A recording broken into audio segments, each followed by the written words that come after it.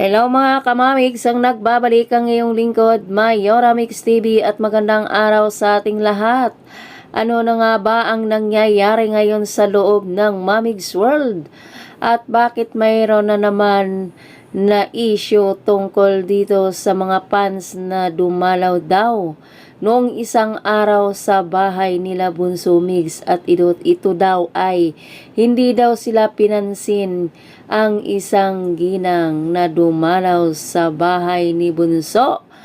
At ayon dito sa ating kamamigs ay nandoon daw di umano si Bunso sa loob ng bahay pero ay hindi daw po lumabas at hinarap sila. Pero mga kabunsoan, lilinawin ko lang po ay si Bunso po ay talagang wala doon sa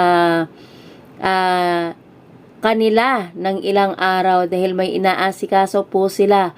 At yung sabi nung ginang na nakita daw niya sa kotse na lumabas, sakay daw sa kotse, hinabol pa nga daw ng isang ginang, pero hindi daw po siya pinansin ni Bunso.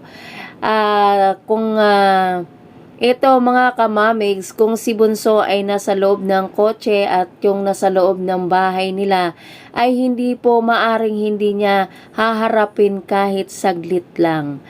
Ang pagkakaalam ko mga kabunsuan ay noong isang araw ay mayroon silang inaasikaso na kanilang gym doon sa Batangas. At yan na nga mga kabunsuan ay yung nakita ng isang ginang po na nasa sasakyan, yun po ang kanyang PA at driver. Wala po sa loob si Bunso Migs. Dahil ilang araw na si Bunso Migs na nagtatambay doon kina Tatay Jetro sa San Juan.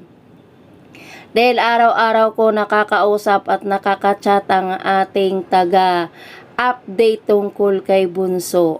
Kaya sa mga nag-report na dito na ginang, nireport niya di umano ito sa isang vlogger at yun na nga po.